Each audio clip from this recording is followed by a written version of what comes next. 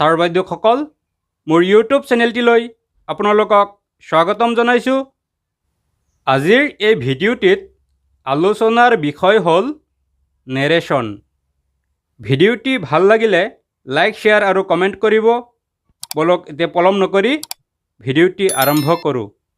Narration জনাৰ আগতে আমাৰ প্ৰথম কামটো হ'ল টেন্স আৰু টেন্সৰ প্ৰকাৰসমূহৰ কনচেপ্ট ক্লিয়াৰ থাকিব লাগিব।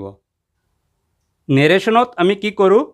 ডাইৰেক্ট স্পীচত থকা বাক্যটোক ইনডাইৰেক্ট স্পীচলৈ পৰিৱৰ্তন কৰোঁ আৰু ইনডাইৰেক্ট স্পীচত থকা বাক্যটোক ডিৰেক্ট স্পীচলৈ কনভাৰ্ট বা পৰিৱৰ্তন কৰোঁ। ডাইৰেক্ট স্পীচত থকা বাক্য এটাক যেতিয়া আমি ইনডাইৰেক্ট স্পীচলৈ পৰিৱৰ্তন কৰিম বা ইনডাইৰেক্ট স্পীচত থকা বাক্য এটাক যেতিয়া আমি ডাইৰেক্ট স্পীচলৈ পৰিৱৰ্তন কৰিম, তেতিয়া ইয়াত উল্লেখ কৰা শব্দবোৰৰ এনেধৰণেৰে ৰূপৰ পৰিৱৰ্তন ঘটে। আমি প্ৰথমে এই চাৰ্টখন মুখস্থ কৰি ল'ব লাগিব।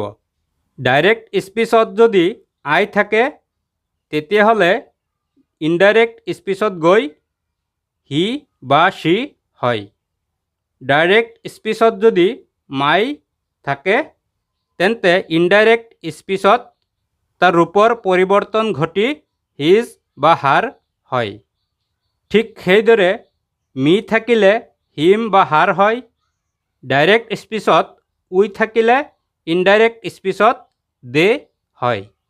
ডাইৰেক্ট স্পীচত যদি আৱাৰ থাকে, ইনডাইৰেক্ট স্পীচত দিয়াৰ হয়।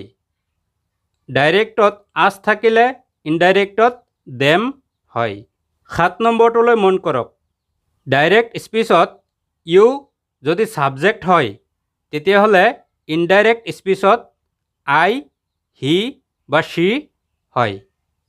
ঠিক একেদৰে দিজ থাকিলে ডেট হয়, দিজ থাকিলে দ'জ হয়, হিয়াৰ, দিয়াৰ, নাও, then, ago, before, come, go, today, that day, tomorrow, the next day, yesterday, the day before বা the previous day, last night before, last year before.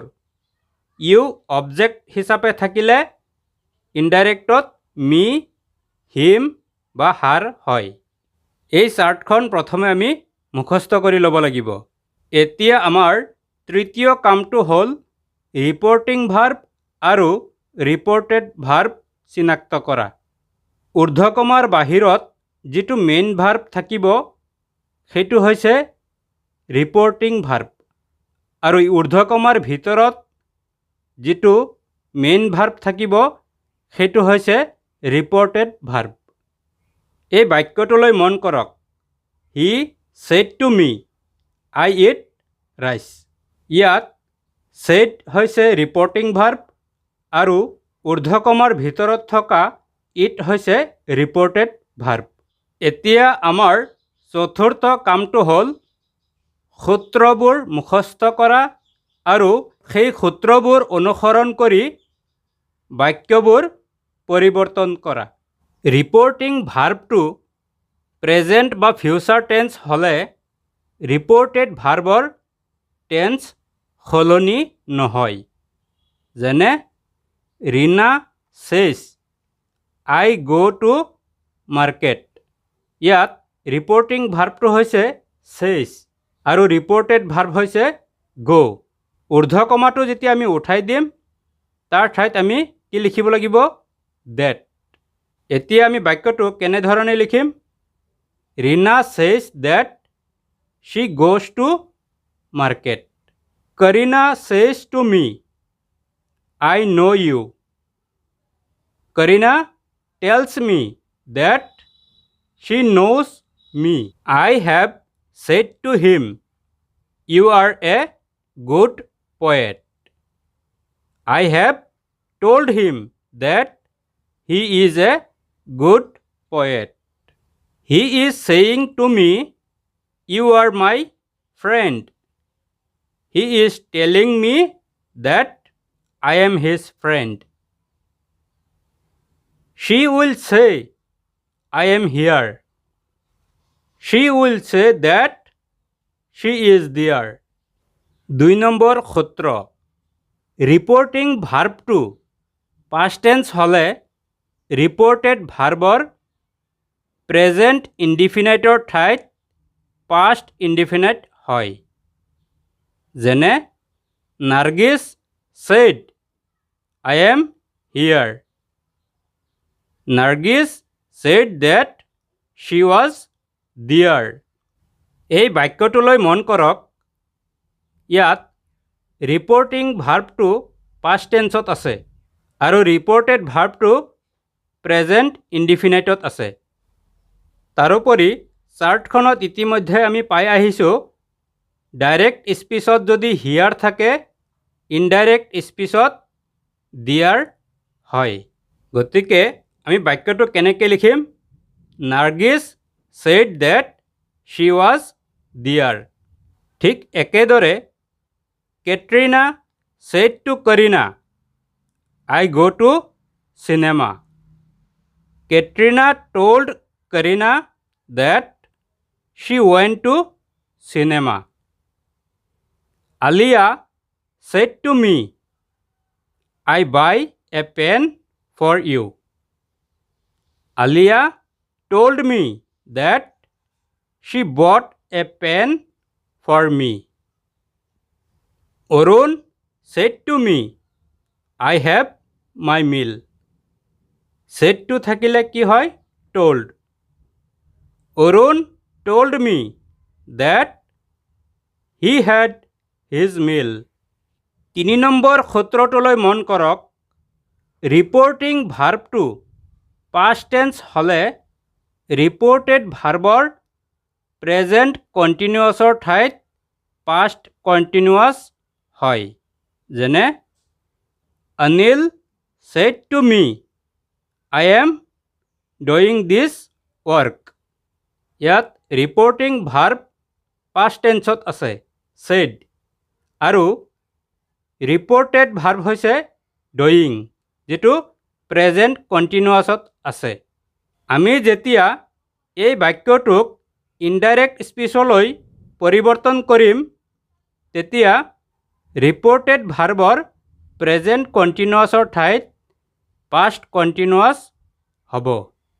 Anil told me that he was doing that work. 4 number সূত্ৰটো হ'ল reporting ভাৰ্বটো past tense হলে reported ভাৰ্বৰ present পাৰফেক্টৰ ঠাইত past perfect হয়। যেনে he said I have done this sum. এই বাক্যটোত ৰিপৰ্টিং ভাৰ্বটো past tenseত আছে আৰু ৰিপৰ্টেড ভাৰ্বটো প্ৰেজেণ্ট পাৰফেক্ট টেন্সত আছে। গতিকে আমি কি কৰিব লাগিব ৰিপৰ্টেড ভাৰ্বৰ প্ৰেজেণ্ট পাৰফেক্টৰ ঠাইত past পাৰফেক্ট কৰিব লাগিব। He said that he had done that sum. ঠিক একেদৰে he said to me I have eaten the apples. He told me that he had eaten the apples. He said to her I have made a kite for you. He told her that he had made a kite for her. 5 number সূত্ৰ reporting ভাৰ্বটো past tense হলে reported ভাৰ্বৰ present perfect কণ্টিনিউৱাছৰ ঠাইত past perfect continuous হয়। যেনে Karan said I have been doing this work since morning.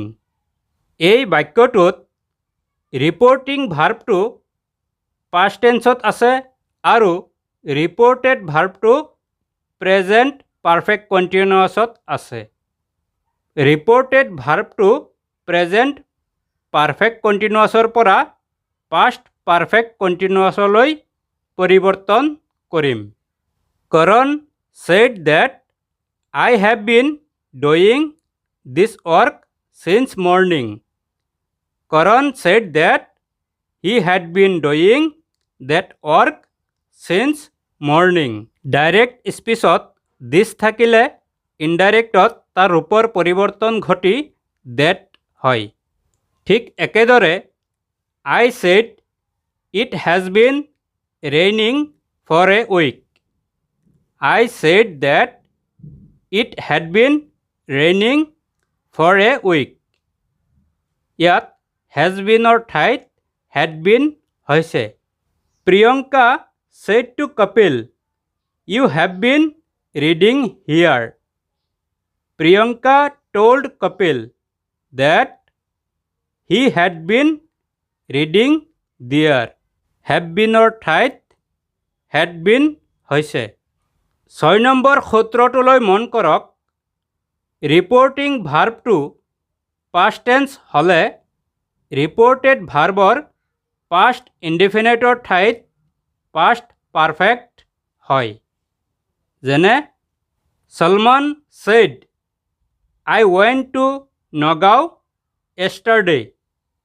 ইয়াত reporting ভাৰ্বটো past tenseত আছে আৰু ৰিপৰ্টেড ভাৰ্বটো past indefiniteত আছে। গতিকে আমি কি কৰিম? ৰিপৰ্টেড ভাৰ্বটো past indefiniteৰ পৰা past perfectলৈ পৰিৱৰ্তন কৰিম।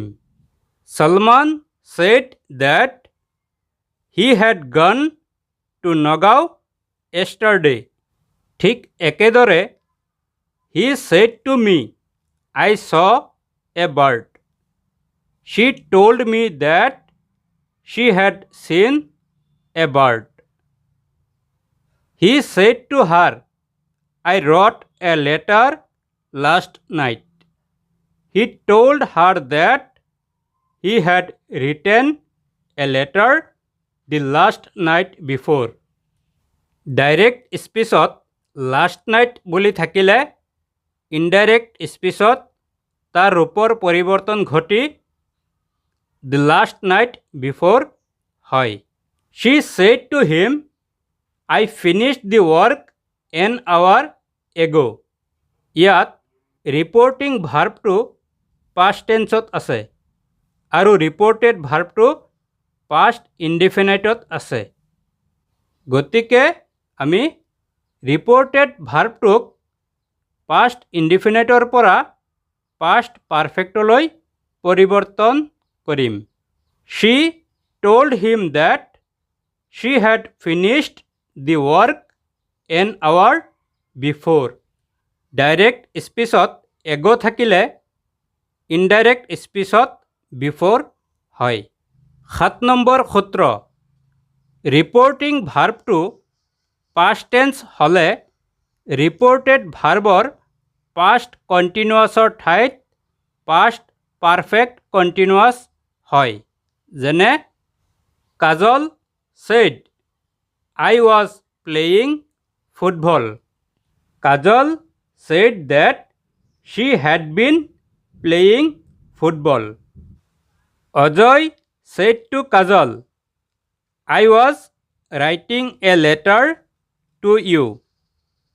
Ajay told Kajal that he had been writing a letter to her. 8 number সূত্ৰ। ৰিপৰ্টিং ভাৰ্বটো past tense হ'লে ৰিপৰ্টেড ভাৰ্বৰ shall বা willৰ ঠাইত should বা would হয়। যেনে Arun said, I shall do this work tomorrow. Arun said that he would do that work the next day.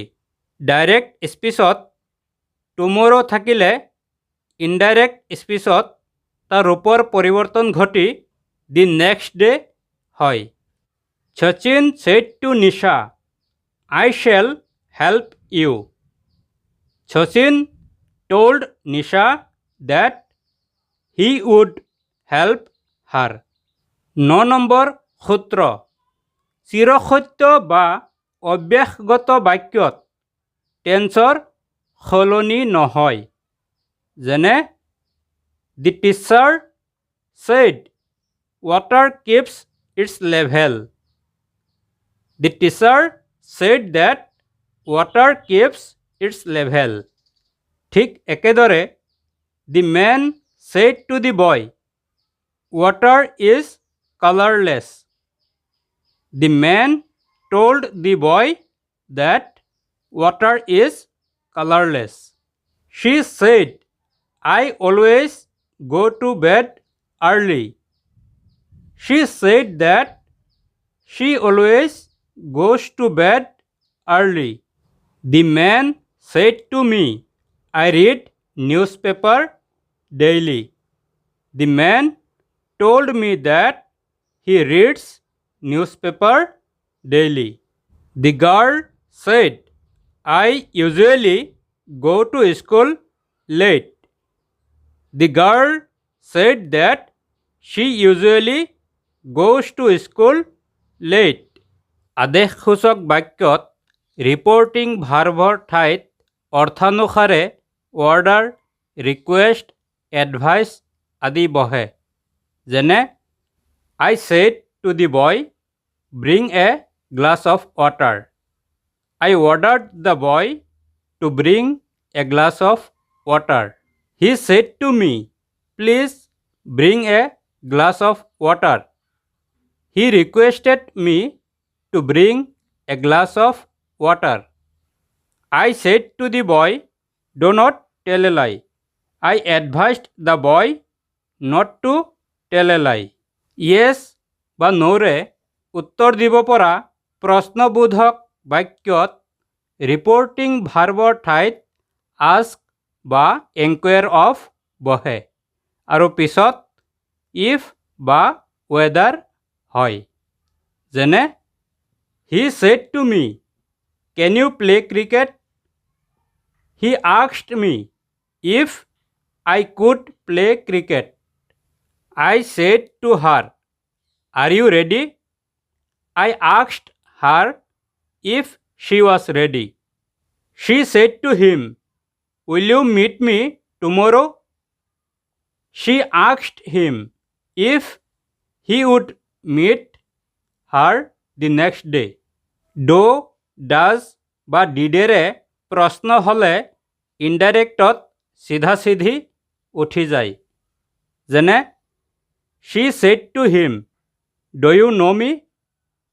She asked him if he knew her. She said to me, does your sister write this letter? She asked me if my sister wrote that letter. Yes বা নোৰে উত্তৰ দিব নোৱাৰা প্ৰশ্নবোধক বাক্যত reporting ভাৰ্বৰ ঠাইত ask বা এনকুৱেৰ of বহে আৰু পিছত ইফ বা ৱেডাৰ নবহে। যেনে I said to her, what is your name? I asked her what her name was. She said to him, where are you going now? She asked him where he was going then. He said to me, why are you late? He asked me why I was late. ভিডিওটি চোৱাৰ বাবে ধন্যবাদ।